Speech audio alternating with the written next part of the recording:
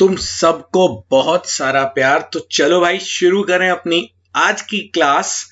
और last class में एक क्वेश्चन दिया था मैंने। अभी तक अपन लोगों ने जो पढ़ा है वो कूलम्स लॉ था। कूलम्स लॉ से रिलेटेड चीजें पढ़ रहे हैं। F is equal to 1/4πε0 Q1 Q2/r²। पूरी कहानी अपनी इसी फॉर्मूले के आसपास घूम रही है। मैंने पेंडुलम वाला क्वेश्चन भेजा था तुमको, लास्ट क्लास में हमने किया था। तुम लोगों ने उसमें अपने डाउट्स पूछे मुझे, मैंने उसको क्लियर करा है तुमको व्हाट्सएप पर। ठीक है। सो पेंडुलम वाले क्वेश्चन के हम और वैरायटी भी देख लेंगे, कोई इशू नहीं है, बट टेंशन मत लेना उस क्वेश्चन को देखकर। ठीक है। चलो तो अब अपन बात करते हैं वो क्वेश्चन होमवर्क का जो मैंने तुम्हें कहा था कि एक चार्ज है Q, इसको दो ऐसे पार्ट में ब्रेक करना है कि उन पर फोर्स मैक्सिमम लगे। चाहे जिस भी डिस्टेंस पर रखें, उस डिस्टेंस पर जो फोर्स हो वो मैक्सिमम हो। ठीक है। सो इसका मतलब ये नहीं कि हर डिस्टेंस बढ़ाएंगे तो फोर्स की वैल्यू कांस्टेंट रहेगी, अलग डिस्टेंस पर अलग रहेगी, बट उस पर्टिकुलर डिस्टेंस के लिए जो भी फोर्स होना चाहिए वो मैक्सिमम रहे। ठीक है। सो ऐसा मुझसे कहा गया। तो इस क्वेश्चन को देखकर थोड़ा सा लग रहा होगा, बट ठीक है। एक ये अपने लिए देखो क्या है कि जिस तरह से अपने जो एग्जाम्स चल रहे हैं ना, उन एग्जाम्स को, फिजिक्स के पेपर्स को देख के थोड़े से अच्छे क्वेश्चंस करना जरूरी है। वैसे मैं इसका आंसर बता दूं, आंसर आता है Q/2 हाफ हाफ कर देना। बट अगर मेरे फाइनल पेपर में आ गया तो भाई फाइनल पेपर में तो मुझे प्रूफ करना पड़ेगा ना। इसीलिए मैंने यहां पर एक ही वेरिएबल बनाया, क्या, कैपिटल Q को ब्रेक किया स्मॉल q, और दूसरा वाला पार्ट क्या हो जाएगा, capital Q minus small q। अब क्या होगा, अब ये होगा, अब आप जब फोर्स निकालोगे तो फोर्स कितना आएगा ये बताओ। Force will be equals to 1/4πε0 q into Q minus Q divided by x²। मान लो कोई भी डिस्टेंस है। अब यार एक बात बताओ, जब भी हमको मैक्सिमा या मिनिमा निकालना होता है, ये साइड में रख लेना है ना ध्यान, maxima minima, for maxima and minima. ठीक है। हम करते क्या हैं, हम करते हैं उसको डिफरेंशिएट, जो भी क्वांटिटी है y एक्सिस पर, मतलब y हमारी जो भी है उसको x के वेरिएबल के रिस्पेक्ट में डिफरेंशिएट करके इक्वल टू 0 करते हैं, फिर हमारे पास वो पॉइंट आता है ना। तो ये अपने पास क्या है, ये x जो होता है ये अपने पास होता है वेरिएबल जो बदलता है, उसके रिस्पेक्ट में ही करते हैं ना अपन डिफरेंशिएट। ठीक है। और ये वो है जिसको मैक्सिमम या मिनिमा, जिसकी अपन को वैल्यूज निकालनी है। ठीक है। ये होता है। अब अपन को किसकी मैक्सिमम या मिनिमम निकालनी है, फोर्स की। और वेरिएबल कौन है, ये स्मॉल q। भाई स्मॉल q ही तो नहीं पता ना, ये कुछ भी हो सकती है इसकी वैल्यू, तो वेरिएबल कौन है मेरा, स्मॉल q। अब थोड़ा सा मैं इसको पहले ओपन कर लेता हूं। ठीक है। जैसे ही ओपन किया तो ये क्या मिला मुझे, 1/4πε0 x² separate capital Q into small q minus Q²। ठीक है। अब आप इसको डिफरेंशिएट कर दो। अब जैसे ही आपने इसको किया differentiate with respect to small q, क्यों कर रहा हूं बता दिया है मैंने, वेरिएबल के रिस्पेक्ट में करते हैं और जिसका मैक्सिमम मिनिमम निकालना होता है उसे करते हैं। ठीक है। सो स्मॉल q के रिस्पेक्ट में किया तो ये क्या आ जाएगा, dF/dq is equal to d/dq। Yes, 1/4πε0 x²। पूरी चीज कांस्टेंट है क्योंकि डिस्टेंस के बारे में उन्होंने कुछ बोला नहीं है। ठीक है। अब जैसे ही अपन इसको फर्दर सॉल्व करेंगे तो फर्दर सॉल्व करने पे हो क्या रहा है, ये देखो, ये हो जाएगा dF/dq is equal to 1/4πε0 x²। ये तो कांस्टेंट है, बाहर आ गया, ये पूरी चीज तो कांस्टेंट है, ये तो ये बाहर आ गया। ठीक है। अब जैसे ही अंदर गया तो अपने पास क्या मिला, अपन को मिल रहा है d/dq of capital Q small q minus Q²। ठीक है। अब आपने जब इसको डिफरेंशिएट करा, देखो डिफरेंशिएशन करके बाद क्या बताया था मैंने, मैक्सिमम मिनिमा के लिए इसको इक्वल टू 0 करते हैं, तो dF/dq इज इक्वल टू क्या हो गया, 0 कर दिया। ठीक है। जैसे ही dF/dq इज इक्वल टू अपन ने 0 किया तो यार देखो 0 इज इक्वल टू 1/4πε0 x²। अब आप स्मॉल q के रिस्पेक्ट में कर रहे हो, इसकी पावर 1 है और इसकी पावर 2 थी, तो कैपिटल Q डिफरेंशिएशन होगा, पावर फॉर्मूला मेरे प्यारे कौन, कमेंट में लिख दो। हाँ समझ गए तुम लोग, बहुत तेज हो।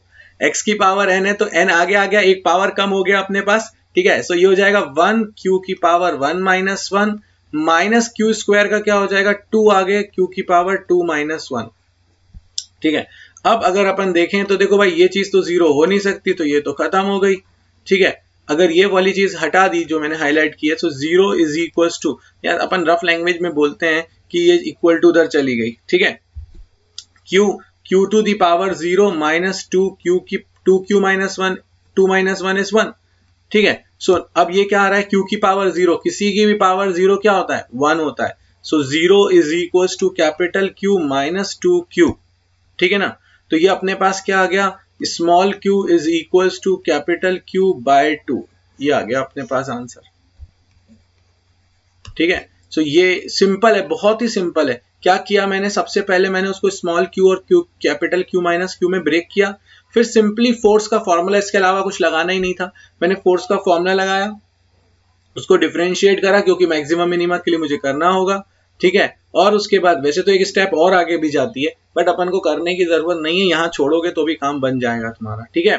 डिफरेंशिएट करके इक्वल टू 0 किया, स्मॉल q कैपिटल Q की वैल्यूज अपन को मिल गई, ठीक है। चलिए, तो ये अपने पास हो गया है, किस चीज की बात हो गई, ये हो गई अपने पास जब अपन लोग बात कर रहे हैं फोर्स मैक्सिमम हो तो कितने पार्ट में उसको स्प्लिट करें, ठीक है ना। अब अपने पास देखो, क्वेश्चंस की वैरायटी कभी खत्म होने वाली नहीं है, ठीक है, हम जितना करें उतना कम है, बट फिर भी मैक्सिमम पॉसिबल जो तुम्हें मैंने केसेस थे वो करवा दिए हैं। तो अब अपन लोग आगे बढ़े, और अब अपने पास कॉन्सेप्ट आता है जो नेक्स्ट बहुत ही इंपॉर्टेंट कॉन्सेप्ट है, वो है अपने पास इलेक्ट्रिक फील्ड, ये दूसरा पार्ट आया, ठीक है। अभी फोर्स के साथ ही आगे बढ़ेंगे, बट अब अपने पास आता है इलेक्ट्रिक फील्ड, ठीक ना। जब अपन इलेक्ट्रिक फील्ड की बात करते हैं ना, तो इलेक्ट्रिक फील्ड, ये मैंने तुमको ना, तुम सब मेरे ज्ञानी हो, मैंने ना तुम सबको वो ज्ञान दिया है 11th क्लास में जनरलाइज करने का। ये फील्ड वाला जो टर्म है ना, इसको हमने जनरलाइज किया, इलेक्ट्रिक वगैरह के लिए छोड़ा नहीं था। और मैंने तुमसे कहा था फिजिक्स जो है वो बहुत बड़ी नहीं है, बहुत छोटी सी है, बस उसको जोड़ना आना चाहिए। मैंने तुम्हें कहा था ग्रेविटेशनल फील्ड, भाई किसी मास के कारण वो सारा रीजन, जिस रीजन में उस मास के कारण आप फोर्स को फील कर सको, वो ग्रेविटेशनल फील्ड। अगर मैं इस समय मैं बोल रहा हूं तुम सबसे, ठीक है, सो मेरी आवाज जहां तक सुनाई दे रही है, तो वो जो रीजन है, वो रीजन क्या कहलाएगा मेरे पास, वो मेरी वॉइस की फील्ड है, मतलब मेरे साउंड की फील्ड है। वैसे ही मैग्नेट के चारों तरफ वाली जो रीजन होगा, जिसके कारण, जिस रीजन में उस मैग्नेट के कारण फोर्स होगा, उसको मैग्नेटिक फील्ड बोलेंगे। अब यहाँ पर आ जाओ इलेक्ट्रिक मतलब चार्ज की वजह से। तो भाई बहुत सिंपल सा लॉजिक हो गया ये तो, ठीक है। क्या सिंपल लॉजिक हो गया कि अगर आपके पास एक चार्ज है, तो उस चार्ज के सराउंडिंग में वो रीजन, जिस रीजन में उस चार्ज के कारण एक फील्ड, आप फोर्स को फील कर सकते हो, उस रीजन को हम कहते हैं इलेक्ट्रिक फील्ड। तो अगर इस रीजन में मैं चार्ज के कारण फोर्स को फील कर पा रहा हूं, तो मैं इसे कहूंगा इसकी इलेक्ट्रिक फील्ड। क्लियर है, जरूरी नहीं positive negative, system of charges भी हो सकते हैं, मल्टीपल हो सकते हैं, ऐसा कुछ वो नहीं है, बट अभी फिलहाल अपन समझने के लिए बना रहे हैं, ठीक है। एक चीज और बहुत इंपॉर्टेंट है कि जिस इलेक्ट्रिक फील्ड है ना, ये electric field is a vector quantity, दुख की खबर है ना। और यहाँ पर अब अपन को वेक्टर का मतलब हो गया, वेक्टर अलजेब्रा फिर से पिक्चर में आएगी, और आएगी भाई, बिल्कुल आएगी, इलेक्ट्रिक फील्ड में नहीं छोड़ने वाली वो तुमको, ठीक है। So electric field is a vector quantity, ठीक है, and where direction matters a lot, मतलब आपको उसमें मैग्नीट्यूड भी देखना है, डायरेक्शन भी देखना है। वेक्टर अलजेब्रा याद है ना, वैसे जनरली अपन वही फॉर्मूला लगाने वाले हैं, कौन सा वाला, √a² + b² + 2ab cos theta, दो वेक्टर्स का वेक्टर एडिशन का जो अपने पास फॉर्मूला है, वही अपन लगाने वाले हैं यहाँ पर, ठीक है। तो कोई बहुत ज्यादा बड़ा हार्ड एंड फास्ट अपन कुछ नहीं करने वाले, बट याद रखना it is a vector quantity, ठीक है। जब हम इलेक्ट्रिक फील्ड की बात करते हैं ना, तो ये इलेक्ट्रिक फील्ड में हमारे पास डेफिनेशन क्लियर हो गई, the region around a charge where the force because of that charge can be experienced is known as is known as electric field, that region is known as electric field of that charge or system of charges, ठीक है। अब अपने पास आता है एक और बहुत ही simple सा लॉजिक, ठीक है, और वो क्या है भाई, इलेक्ट्रिक फील्ड तो है, अब हमारे पास दो टर्म्स आएंगे यहाँ पर, इलेक्ट्रिक फील्ड इंटेंसिटी और इलेक्ट्रिक फील्ड लाइंस, ठीक है। अब अपन लोग जो बढ़ रहे हैं, वो बढ़ रहे हैं इलेक्ट्रिक फील्ड इंटेंसिटी की तरफ, ठीक है। सो इलेक्ट्रिक फील्ड इंटेंसिटी, अब इलेक्ट्रिक फील्ड इंटेंसिटी क्या कहना चाह रहा था, तो देखो इसके पहले हम लोगों ने जो बात की थी, वो ये कह रहा था हमसे कि भाई दो फोर्सेस होंगे, तो उन दोनों फोर्सेस के बीच में, दो चार्जेस होंगे तो उनके बीच में कितना फोर्स एक्ट कर रहा होगा, भाई दो चार्जेस हैं तो उनके बीच कितना फोर्स एक्ट कर रहा होगा। तो मैंने वो फोर्सेस निकाल दिया था Q1 Q2 by r² से। इंटेंसिटी, भाई मैंने आपसे कहा दो लोगों के बीच में लड़ाई हो रही थी, ठीक है। एक ने यहां से पंच मारा, एक ने यहां से पंच मारा। अब दोनों के पंचेस एक दूसरे से जब कोलाइड हुए, टकराए, ठीक है, तो क्या हुआ कि इसकी हड्डी टूट गई, बट इसकी हड्डी नहीं टूटी, बट लगी तो इसको भी होगी ना। तो अब मैं आपसे ये कहता हूं कि बताओ किसकी इंटेंसिटी ज्यादा थी, तो आप बोलोगे सर पहले वाले ने जो पंच मारा ना, ए वाले ने, ये ए था ये बी था, ए वाले ने ना बी का हाथ तोड़ दिया, मतलब ए की इंटेंसिटी ज्यादा थी, बट कितनी थी आप नहीं बता पाओगे। क्यों? क्योंकि ये दोनों साइड से हो रहा है ना यार, ये तो दोनों तरफ का था, म्यूचुअल था। तो वैसे ही अगर मैं दो चार्जेस लूं, तो दो चार्जेस के कारण, अब जैसे सपोज करो मैं आपसे ये कह रहा हूं कि ये मेरे पास दो चार्जेस हैं, तो अगर ये Q1 है और ये Q2 है, ठीक है, सो ये इन दोनों के बीच में आप फोर्स तो निकाल सकते हो, आप आसानी से इनके बीच में। कूलम साहब ने अपन की बहुत मदद कर दी यार, उन्होंने ये सिंपल बता दिया कि भाई फोर्स तो आप निकाल सकते हो, के Q1 Q2 by R square करके फोर्स निकाल दोगे। बट मुझे तो सिर्फ इतना पता करना है कि इसका इफेक्ट इस पर कितना हुआ, इसकी इंटेंसिटी, मतलब इसके कारण जो इलेक्ट्रिक फील्ड है उसकी स्ट्रेंथ यहाँ पर कितनी है।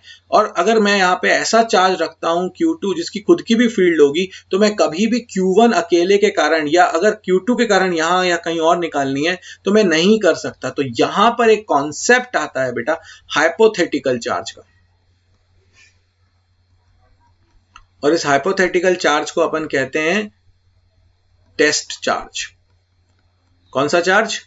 हाँ, टेस्ट चार्ज।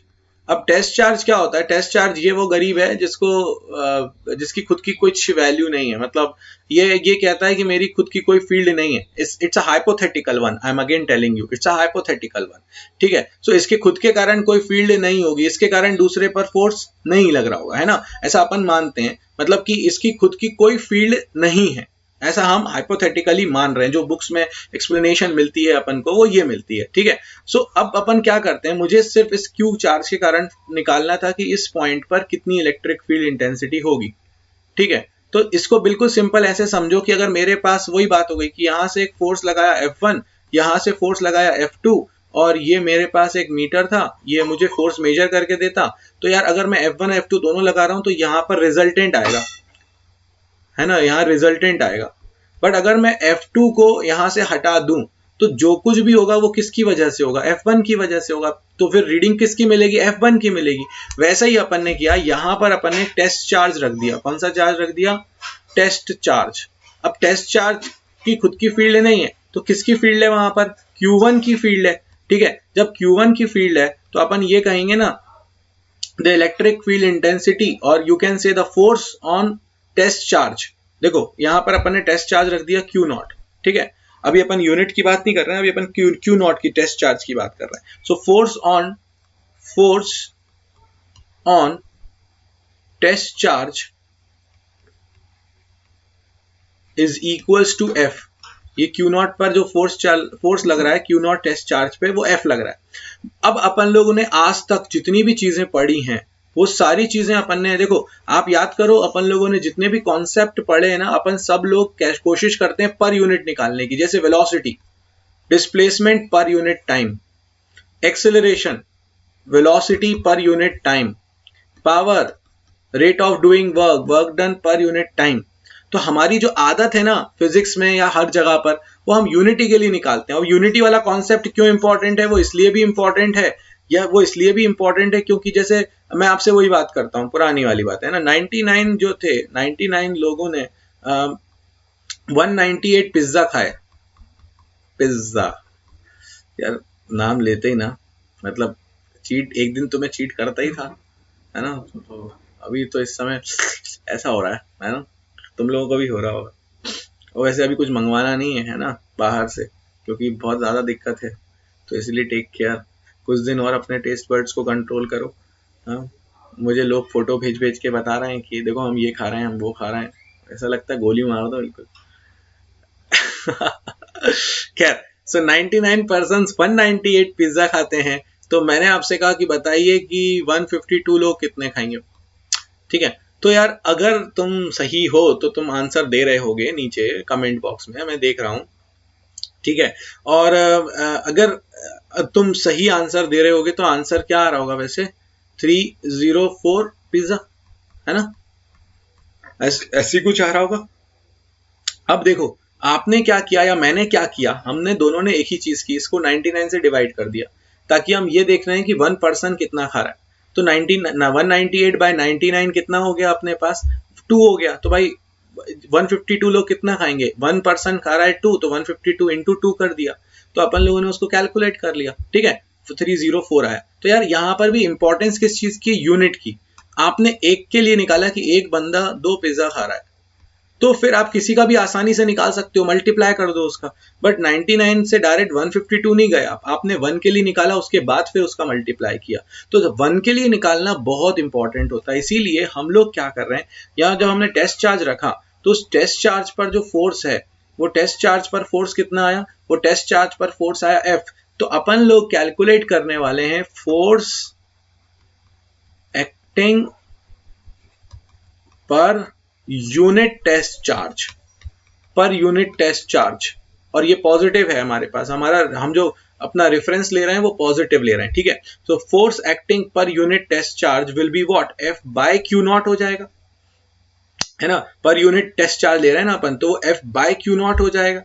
तो यार ये जो है ना, ये ही तुम्हारी मेन डेफिनेशन है किसकी, इलेक्ट्रिक फील्ड इंटेंसिटी की। तो इलेक्ट्रिक फील्ड इंटेंसिटी की डेफिनेशन क्या निकल कर आ गई, it is defined as, it is defined as electric field intensity, सुन लो अच्छे से, electric field intensity at a point inside the electric field of a charge is defined as the force acting per unit positive test charge placed at that point, ठीक है।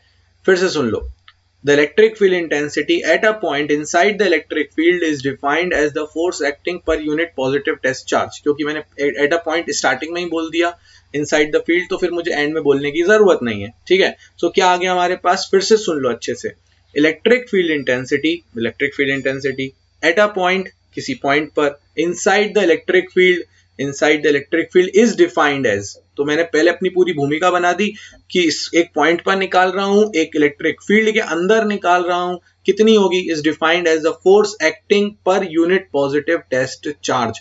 Test charge का concept मैंने बता दिया, इसकी खुद की कोई औकात नहीं, थोड़ा सा वर्ड ऑड है बट काम कर जाएगा, ठीक है। इसके बाद फिर अपन ने क्या कहा भाई, अब अपने पास ये आ गया F बाई क्यू नॉट, ठीक है। अब आपसे कभी भी इलेक्ट्रिक फील्ड निकलवाए तो इलेक्ट्रिक फील्ड का फॉर्मूला अब आपके पास यही बनना चाहिए, F बाई क्यू नॉट। और आज से एक बूटी ले लो, ठीक है, और that is F is equal to Q E. भाई इस चीज को भूल मत जाना, क्यू नॉट ई लिखो या क्यू ई लिखो, चार्ज अगर क्यू है तो भूल मत जाना। तुम्हें पता है अगर मैं कुछ ऐसा बोलता हूं तो वो बहुत काम आता है। तो अगर आज के बाद कभी भी इलेक्ट्रिक फील्ड में कोई चार्ज रखा हुआ है तो F is equal to Q E. हम लोग क्या लिख रहे थे अभी तक, force 1/4 epsilon naught Q1 Q2 by R square. But अब मैं तुमसे कहता हूं अगर इलेक्ट्रिक फील्ड दी हो, दो चार्जेस दिए, डिस्टेंस दिए, तो कूलम पर जाओ। बट अगर मुझे इलेक्ट्रिक फील्ड दे रखी है तो मेरा फोर्स होगा F is equal to Q E, है ना, ध्यान रखना, बिल्कुल मत भूलना। मैं तो लुई करके क्यू ई करके ऐसे याद रख ले जाता हूँ, ठीक है ना। अब यहाँ पर एक चीज जो गौर करने वाली बात यह है कि फोर्स वेक्टर है, चार्ज स्केलर है, तो इलेक्ट्रिक फील्ड कैसी हो गई, electric field intensity is a vector quantity. So next point अपने पास क्या आ गया, electric field intensity is a vector quantity, electric field intensity is a vector quantity, ठीक है। So electric field intensity is a vector quantity. Next अपने पास क्या आएगा, देखो ये तो अपने को समझ में आ गया इलेक्ट्रिक फील्ड इंटेंसिटी का, ठीक है। इसके बाद अब अपन से पूछी जाएगी इसकी एसआई यूनिट। तो ज्ञानियों, अपन लोगों ने जो चैप्टर स्टार्ट किया था 11th क्लास में, पहला वाला, जिसको अपन ने कहा था ये खत्म होने पे भी कभी खत्म नहीं होगा, and that is unit and dimension. तो यूनिट क्या आएगी, तो फोर्स की यूनिट हो गई न्यूटन, चार्ज की हो गई कूलम। सो ये अपने पास एसआई यूनिट आ गई न्यूटन पर कूलम, ठीक है ना। सीजीएस भी लिख सकते हैं, डाइन पर स्टैट कूलम, ठीक है। बट कहीं अपन बहुत ही रेयर भी मैंने नहीं देखी यूज करते हुए ज्यादा, ठीक है, तो इसीलिए अपन उस तरफ नहीं जाएंगे। डायमेंशनल फॉर्मूले की अगर अपन बात करें तो डायमेंशनल फॉर्मूला फोर्स का बोलो जरा जल्दी से कमेंट बॉक्स में, मैं बैठ गया हूं बिल्कुल शांत, जल्दी से बोलो पहले। 1 2 3 4 5 6 7 8 9 10। हाँ मतलब 10 सेकेंड तो देने चाहिए थे ना तुम्हें। हाँ ठीक है, बहुत बढ़िया बहुत बढ़िया। MLT-2 मैं तो यही मानूंगा कि मेरे सारे होनहार लिख रहे होंगे। चार्ज हो गया 80, ठीक है। So dimensional formula is equals to ml_t-3 a-1. So ml_t-3 a-1 is the basically your dimensional formula. So the dimensional formula है ना is ml_t-3 a-1. क्लियर है ये बात? बिल्कुल क्लियर है, बहुत बढ़िया अगर क्लियर है तो ठीक है। तो डायमेंशनल फॉर्मूला भी अपने पास आ गया, और मैं तुमसे फिर बोल रहा हूं मेरे पास क्या है फॉर्मूला इलेक्ट्रिक फील्ड इंटेंसिटी का, F is equals to E is equals to F by Q या F is equals to QE। Electric field intensity एक वेक्टर क्वांटिटी है। Electric field intensity at a point inside the electric field is the force acting per unit positive test charge. मैं बार बार electric field के लिए positive charge को reference लूंगा, positive charge को रेफरेंस लूंगा। करंट की डायरेक्शन क्या होती है? जिस डायरेक्शन में पॉजिटिव फ्लो होता है। ये क्या है? ये कन्वेंशन हमने स्टार्टिंग से ले रखा है, ठीक है। अब ये मत बोलना नेगेटिव क्यों नहीं लिया, नेगेटिव क्यों नहीं लिया, कन्वेंशनली नहीं लिया। जैसे मैं लड़का हूं, मैं लड़की नहीं हूं, ठीक है। तुम अपने पास एक और साइड है, वो है लड़की है, ठीक है। तो अगर उनको स्टार्टिंग से बोला जाता लड़का और हमें बोला जाता है लड़की है, मुझे पता है तुम सबको बहुत जम के हंसी आ रही होगी, है ना, ऐसा हंस सकते हो तुम, बट ये बात बिल्कुल फैक्ट है। अगर उनको स्टार्टिंग से कहा जाता कि वो लड़कियां हैं, लड़के हैं और हम लड़कियां हैं, तो भाई हम लड़की होते, है ना। तो वही बात हो गई, जैसे ये ए फॉर एप्पल है, नहीं नहीं नहीं नहीं, अगर बचपन से मम्मा ने सिखाया होता या टीचर नर्सरी वाले ने सिखाया होता कि दिस इज वन, तो ये वन हो जाता। तो कन्वेंशंस जो होते हैं ना, वो स्टार्टिंग में कुछ सोचकर एक बार डिसाइड हो गए तो फिर वो सारे लोग उस कन्वेंशन को फॉलो करते हैं, ठीक है। So now coming to next point, just imagine कि मैं बाहर जाके बोलूं कि मैं लड़की हूं, सॉरी। सो डायमेंशनल फॉर्मूले की तरफ अपन आगे बढ़े। सो नाउ अब अपने पास, सॉरी, डायमेंशनल फॉर्मूले के बाद अब अपने पास ये याद रखना, direction of electric field, direction अपन जब, वैसे तो इलेक्ट्रिक फील्ड की डायरेक्शन की अपन बात करेंगे वो जब अपन इलेक्ट्रिक फील्ड लाइंस की बातें करेंगे, ठीक है। बट डायरेक्शन तो अपन ऐसा कह सकते हैं कि positive charge always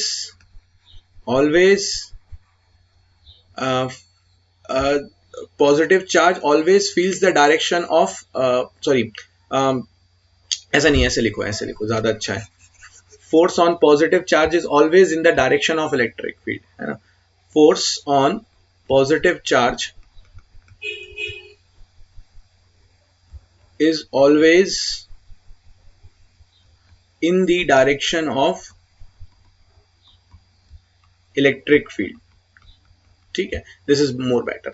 so force on positive charge is always in the direction of electric field. मगर अगर मैं आपसे ये कह रहा हूं कि मेरे पास ये एक प्रोटॉन है, ठीक है, this is a proton and this proton is placed here and the direction of electric field is like this, ठीक है। तो बताओ प्रोटॉन किस डायरेक्शन में मूव करेगा?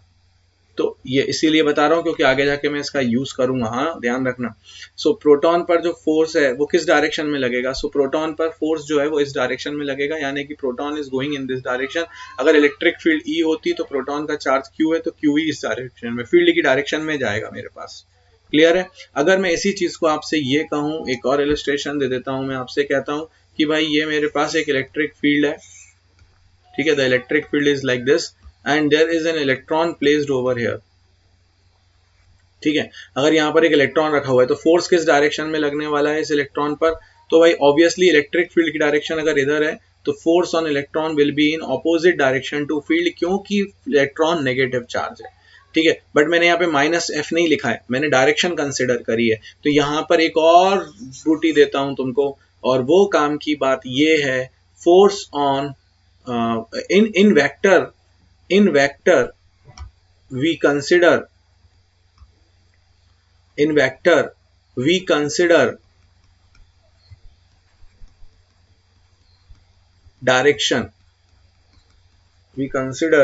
direction not sign। हाँ, अब ये बिल्कुल ऐसी काम आएगा अपने। कैसे? देखो साइन क्या होता है, जैसे मैंने कहा -Q चार्ज है, तो आप यहाँ पे लिख सकते थे सर यहाँ पे फोर्स लग रहा है -QE। नहीं भाई, -QE नहीं लग रहा है, माइनस क्यों, मैंने क्या कहा, साइन कंसिडर नहीं करते। We consider direction not sign, sign of the charge we will not consider. हम सिर्फ डायरेक्शन, क्योंकि नेगेटिव है तभी तो फोर्स इस तरफ लग रहा है भाई, नेगेटिव है तभी फोर्स इस तरफ लग रहा है, पॉजिटिव है तो फोर्स इस तरफ लग रहा है ना। तो अगर नेगेटिव नहीं होता तो भाई फोर्स इस तरफ लग रहा होता ना। तो हमने डायरेक्शन कंसिडर कर लिया, इसीलिए माइनस क्यू ई कभी मत लिखना, ठीक है, क्यू ई लिखना, डायरेक्शन इधर हो गई क्योंकि नेगेटिव है, ठीक। तो ये अपने पास बिल्कुल बेसिकली जो बेसिक कॉन्सेप्ट है अपने वो क्लियर हो गए हैं, ठीक है। इलेक्ट्रिक फील्ड इंटेंसिटी के भी क्लियर हो गए हैं। Now we are moving towards electric field intensity due to point charge, ठीक है। So electric field intensity EFI, तुम लोग अलसीपना मत करना, है ना। Electric field intensity due to point charge, point charge के कारण इलेक्ट्रिक फील्ड इंटेंसिटी, ठीक है। सो अगर मैं आपसे कहूं कि ये मेरे पास एक चार्ज है Q, ठीक, और इसके कारण R डिस्टेंस पर मुझे फील्ड निकालनी है, ये R डिस्टेंस पर पॉइंट मेरे पास लेटर से A है और इस पॉइंट पर मुझे फील्ड निकालनी है। हाँ ठीक है, निकाल देते हैं। तो सबसे पहले क्या करा था, स्टेप 1 क्या थी, स्टेप 1 उस पॉइंट पर क्या रख दो, एक टेस्ट चार्ज, है ना। So place a test charge Q0 at point A। सबसे पहली चीज तो उस पॉइंट पर टेस्ट चार्ज रख दो, तभी तो पता चलेगा। अपना F/Q0 है ना फॉर्मूला, मुझे इसके अलावा कोई फॉर्मूला थोड़ी ना पता अभी तक। मैंने कहा इलेक्ट्रिक फील्ड इंटेंसिटी क्या होता है, F/Q0 या फिर F is equal to QE, तो E is equal to F/Q। तो मैंने यहाँ पर एक टेस्ट चार्ज रख दिया। सबसे पहले वर्डिंग्स में यहाँ मेंशन भी कर देना, consider a test charge, consider a test charge, boring वाला पार्ट ना, हाँ, consider a test charge Q0 at point A, ठीक है।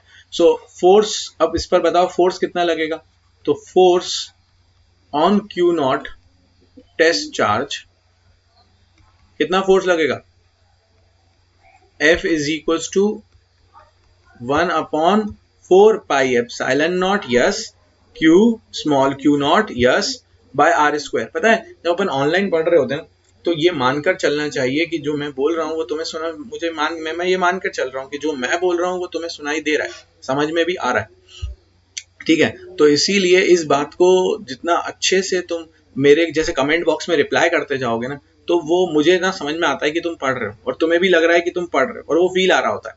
नहीं तो क्या हो रहा है ना कि रिकॉर्डेड है चीजें, तो वो ऐसा लगता है कि यार मोनोटोनस चल रही हैं चीजें।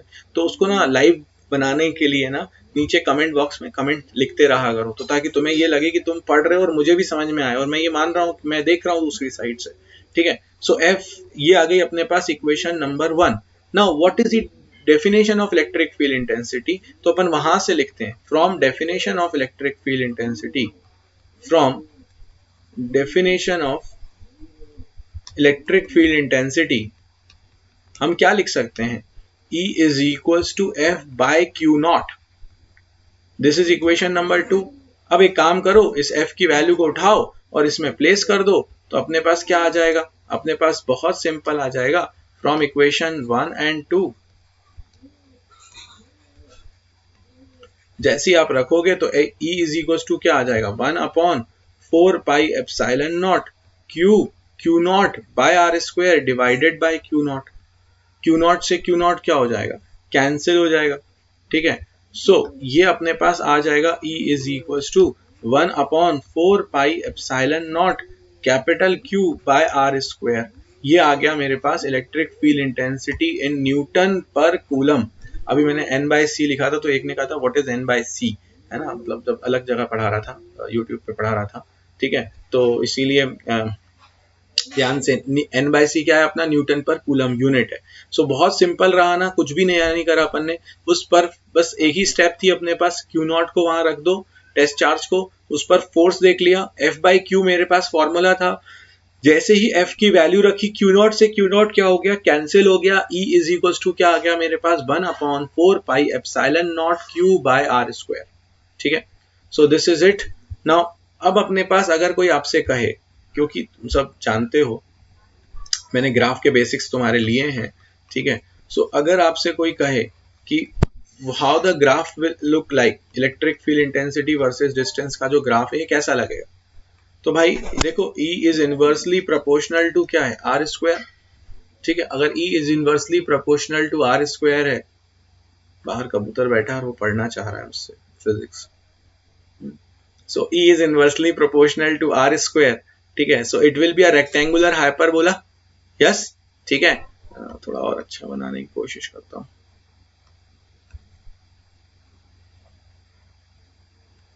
है ना, it will be a rectangular hyperbola. ठीक है, क्योंकि इनवर्सली प्रोपोर्शनल है और अपन को पता है इनवर्सली प्रोपोर्शनल के केस में कैसा बनता है।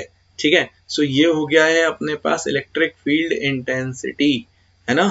और इलेक्ट्रिक फील्ड इंटेंसिटी का अगर तुम्हें वेक्टर फॉर्म लिखना है ना, तो देखो भाई आया तो कूलम से ही है ना, तो आया अगर कूलम से है तो बिल्कुल टेंशन मत लो, आप तो इसका वेक्टर फॉर्म अगर लिखना चाहते हो, ठीक है, so vector form will be equals to E is equals to, E का मैग्नीट्यूड कितना आएगा, 1/4 pi epsilon naught Q by R square. और क्योंकि ये लगेगा तो उस लाइन ज्वाइनिंग के अलोंग, क्योंकि फोर्स टाइप ही है वहीं से तो आया है, तो into R cap, that's it. R cap क्या है, डायरेक्शन वेक्टर है, वो लाइन ज्वाइनिंग के अलोंग। तो ये अपने पास सिंपली आर कैप का मल्टीप्लाई कर दो, वेक्टर आ जाएगा, तो नीचे अपन को पता ही है नीचे क्यूब आ जाएगा। याद है ना, अपन ने लिखा था R cap is equals to R vector upon magnitude. Yes, लिखा था भाई, भूलो मत यार, क्या कर रहे हो, वेक्टर है तो ठीक है। तो E is equals to 1/4 pi epsilon naught Q by R square into R cap, और आर कैप हो गया अपने पास R vector upon magnitude of R. तो ये अपने पास जो आ गया है, ये जो अपने पास आया है भाई, ये अपन लोगों ने जो अभी तक पढ़ा है उसमें अपन लोगों ने इलेक्ट्रिक फील्ड इंटेंसिटी का बेसिक कॉन्सेप्ट देख लिया। ठीक है, अब अगर अपन ने इलेक्ट्रिक फील्ड इंटेंसिटी का बेसिक कॉन्सेप्ट देख लिया है, तो अब मैं देखो जनरली लोग इसके बाद क्या पढ़ाते हैं, इलेक्ट्रिक फील्ड लाइंस, बट क्योंकि मैंने E is equal to 1/4 pi epsilon naught Q by R square तुम्हें पढ़ा दिया है, ठीक है, तो और इसका यूज करके दो बहुत इंपॉर्टेंट डेरिवेशंस अपन यहाँ पे कर सकते हैं। लोग डाइपोल बाद में पढ़ाते हैं, इलेक्ट्रिक फील्ड लाइंस पहले पढ़ा देते हैं। मैं अब तुमको इंट्रोड्यूस करने जा रहा हूँ इलेक्ट्रिक डाइपोल। ठीक है, हम इलेक्ट्रिक डाइपोल पढ़ेंगे and then we will move to again electric field lines, और फिर कुछ और केसेस है हमारे पास, टॉर्क, वर्क डन, ये सारे डेरिवेशंस अपन बाद में करेंगे। बट पहले अपन क्या करने वाले हैं, पहले अपन पढ़ने वाले हैं इलेक्ट्रिक डाइपोल। ठीक है, तो बहुत बहुत ही सिंपल कॉन्सेप्ट है इलेक्ट्रिक डाइपोल का। ठीक है, सो इलेक्ट्रिक डाइपोल बेसिकली यहाँ पर ना तुम्हें अमीना मैम की याद आने वाली है। ठीक है, क्योंकि यहाँ पर ये जो दिखता है ना, ये बहुत सारी जगह पर वो छोटा बॉन्ड बनता है ना, यहाँ पे वहां पे दिखता है, मतलब मैं तो उसको यही बोलता हूँ, है ना, क्योंकि कोई बॉन्डिंग करे और बॉन्डिंग करने के बाद अगर इलेक्ट्रॉन को अपनी तरफ खींच ले तो उसने छोटा ही करी। जैसे अपने पास HCl है ना, तो अपन क्या पढ़ते हैं कि यार केमिस्ट्री में कि भाई ये इसने पेयर करी, ये हीलियम जैसा स्ट्रक्चर हो गया, इसके पास ऑर्गन जैसा स्ट्रक्चर हो गया। ठीक है, तो ये स्टेबल हो गए, बट एक कोवेलेंट बॉन्ड से एक एक इलेक्ट्रॉन शेयर कर लिए इन्होंने, बट क्योंकि क्लोरीन की इलेक्ट्रोनेगेटिविटी ज्यादा है, तो इसने शेयरिंग करने के बाद फिर बताया कि भाई नहीं, इलेक्ट्रोनेगेटिविटी ज्यादा है, तो ये थोड़ा सा इलेक्ट्रॉन्स को अपनी तरफ शिफ्ट कर लिया। जब अपनी तरफ शिफ्ट किया तो कोई भी चीज जब नेगेटिव चार्ज लेती है तो उस पर नेगेटिव आएगा, है ना, और कोई चीज नेगेटिव चार्ज को डोनेट कर रही है तो उस पर पॉजिटिव आएगा, तो इस पर आ जाता है स्लाइटली नेगेटिव। अब डेल्टा मतलब थोड़ा सा, है ना।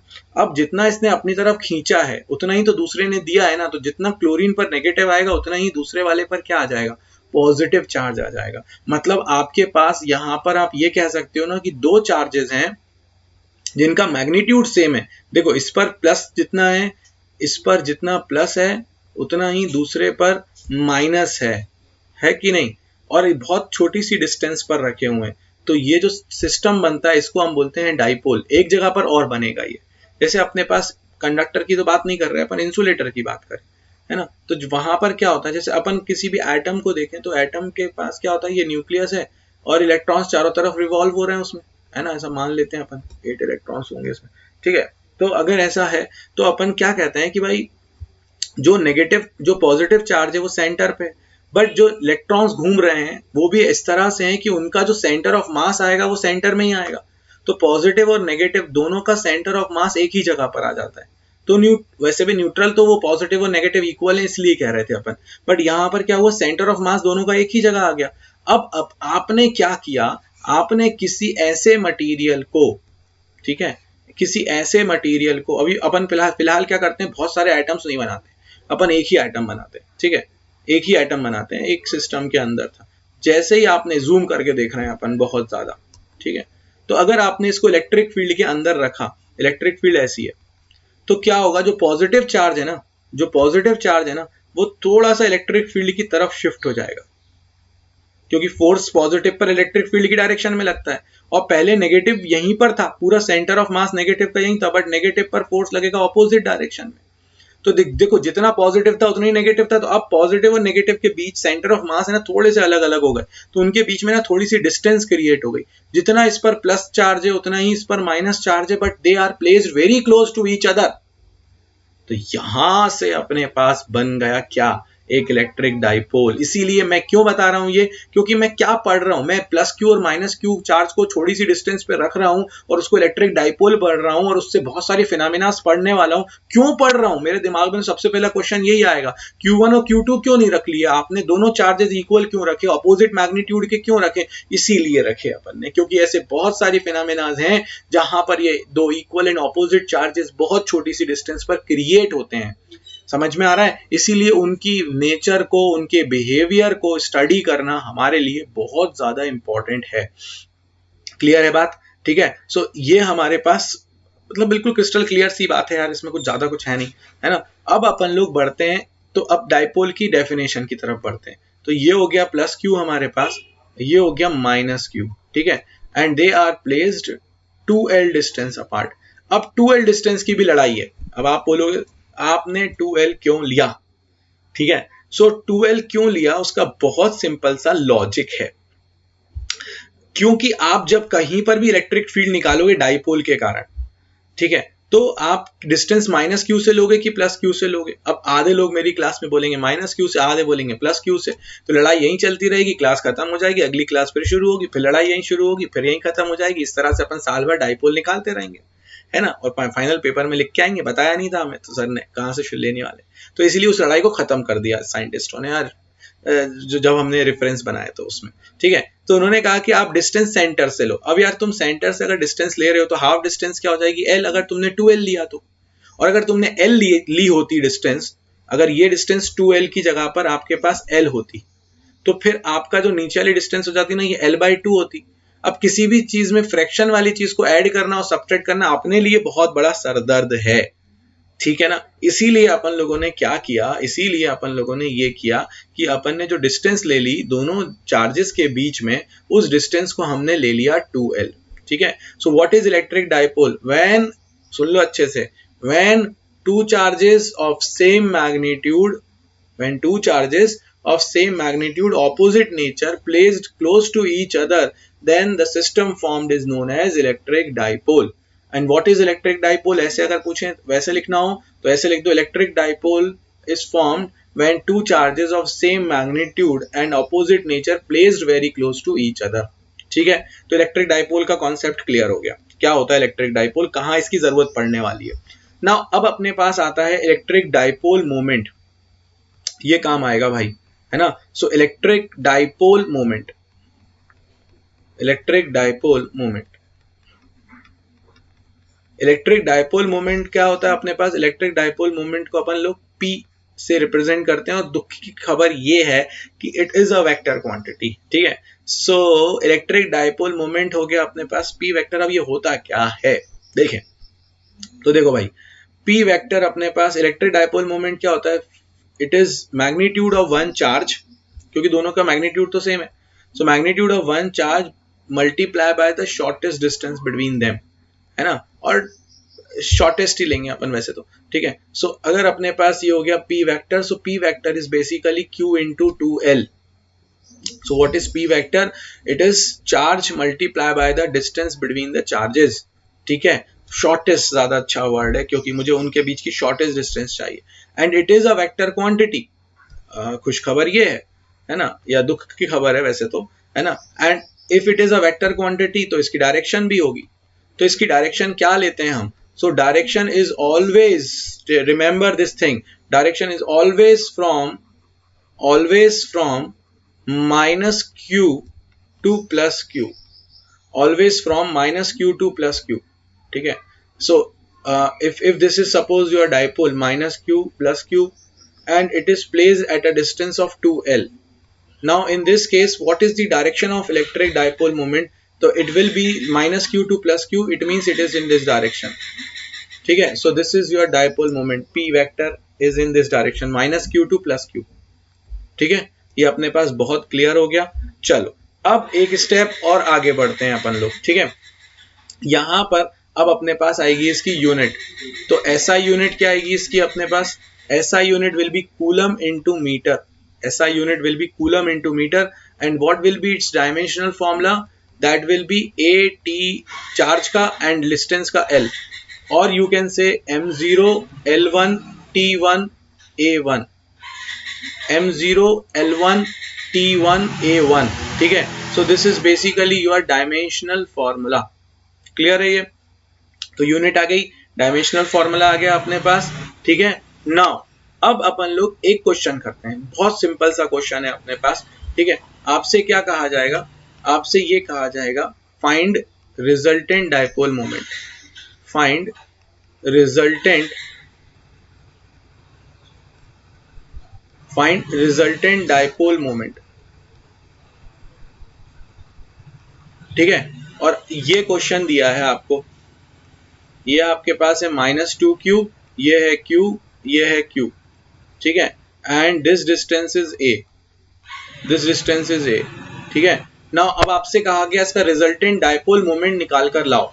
ठीक है, अगर आपको इसका रिजल्टेंट डायपोल मोमेंट निकाल कर लाना था और ये सामने आपके क्वेश्चन दिख रहा है, तो सबसे पहले तो -2q को क्या करोगे तुम? ये बताओ. ब्रेक करोगे. मुझे पता है तुम करने की कोशिश कर रहे हो, बिल्कुल करने की कोशिश करो. मैं कुछ बिना बोले कोशिश करता हूं सॉल्व करने की. ठीक है, ट्राई करते हैं और देखते हैं 2 मिनट के अंदर कि किसका आंसर पहले आता है.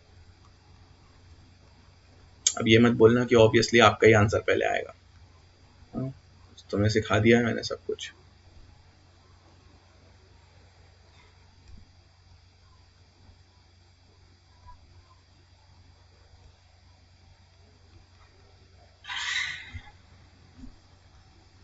ओके, सो नाउ देखो, माइनस क्यू से प्लस क्यू की तरफ थी डायरेक्शन, तो पहला डायपोल मोमेंट तो ये आ गया अपने पास. एंड वैल्यू होगी charge multiply by distance between charges.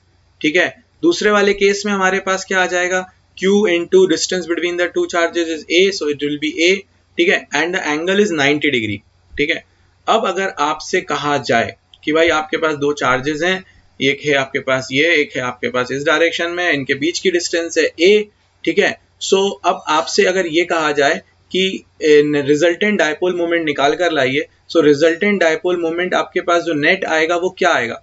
क्योंकि इन दोनों के बीच में एंगल कितना है? इन दोनों के बीच में एंगल है 90 डिग्री. सो ये हो जाएगा पी स्क्वायर. मैंने दोनों को पी इसलिए लिखा है क्योंकि दोनों क्यू इंटू ए है. 2p into cos 90. कॉस 90 क्या होता है? बोलो. यस, 0. सो ये हो जाएगा under the root of P square plus P square. ठीक है, कॉस 90 0. सो ये हो जाएगा अंडर रूट 2p स्क्वायर.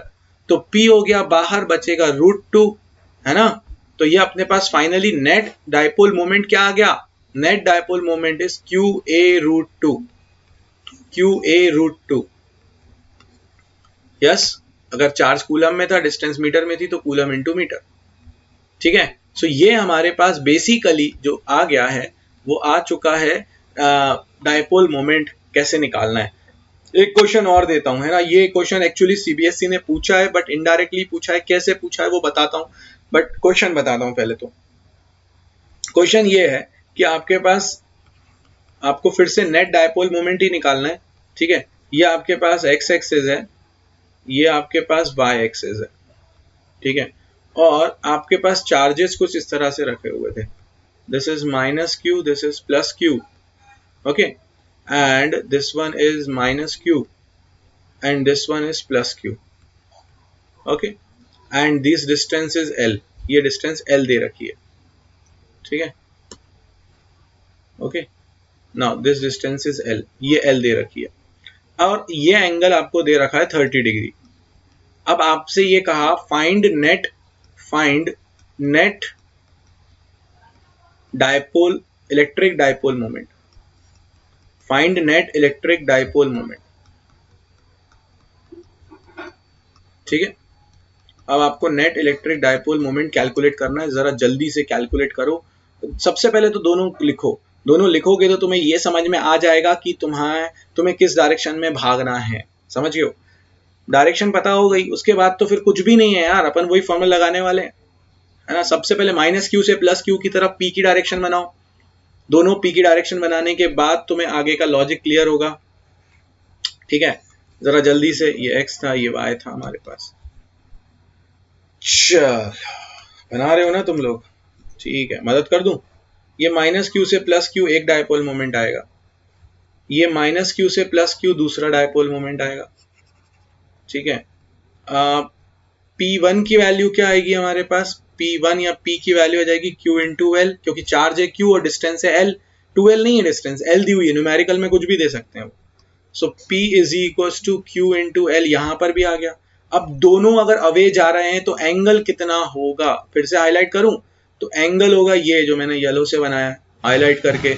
अब बताओ एंगल क्या होने वाला है, एंगल क्या होने वाला है 30 और 90, ये 90 हो जाएगा इतना, तो टोटल एंगल आ जाएगा अपने पास 120 डिग्री, यहां से लेके यहां तक का एंगल आ जाएगा 120 डिग्री।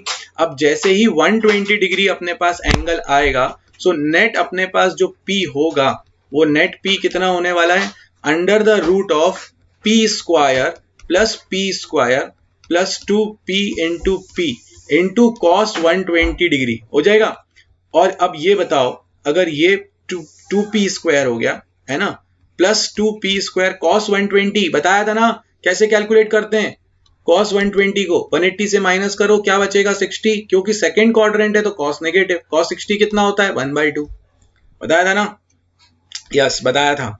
सबसे पहले 180 से माइनस करो, क्योंकि 90 से बड़ा है तो माइनस लगा दो, ठीक है। सो माइनस 1/2, 2 से 2 क्या हो जाएगा अपने पास cancel, 2P square minus P square करेंगे तो it becomes P square, hence your answer will be P। So net dipole moment is equals to P, yes it is equals to P which is equals to Q into L, so net dipole moment is P net which is equals to QL। और एक बहुत important बात, इसकी जो direction आएगी वो direction किधर आएगी बताओ, कैसे आती है डायरेक्शन बताओ, डायरेक्शन कुछ ऐसे आती है, देखो ये P था मेरे पास, ये दूसरा P था मेरे पास, और इनके बीच का एंगल है 120 डिग्री, है कि नहीं है। तो भाई जो रिजल्टेंट बनेगा, जब दो इक्वल वेक्टर होते हैं तो अपना जो रिजल्टेंट बनता है वो बाइसेक्टर पे बनता है ना, तो ये आएगा तुम्हारे पास रिजल्टेंट P। और जितने लोगों ने स्टार्टिंग से मुझसे 11th पढ़ी है उनको ये पता है कि जब दो इक्वल वेक्टर 120 डिग्री पर होते हैं तो रिजल्टेंट जो होता है वो एक के बराबर हो जाता है कि नहीं हो जाता है, हो जाता है। तो अभी भाई डायपोल की बहुत सारी कहानी बाकी है, अभी तो शुरुआत करी है अपन ने डायपोल के साथ, अभी अपन लोगों ने डायपोल मोमेंट सीख लिया है, अभी अपन को डायपोल के कारण एक्सियल और इक्वेटोरियल में फील्ड निकालनी है, उनके कंपैरिजन करने हैं, उनके न्यूमेरिकल्स करने हैं, इलेक्ट्रिक फील्ड इंटेंसिटी पढ़नी है, तो बहुत सारी अभी दूरी तय करनी है। फिलहाल तो इतना ही, मुझे पूरी उम्मीद है कि तुम सब एंजॉय कर रहे हो, मैं भी बहुत एंजॉय कर रहा हूँ तुम सबको पढ़ाना। Stay safe, stay at home. आज की क्लास के लिए इतना ही। जय हिंद, जय भारत, हैव अ नाइस बच्चा। चलिए।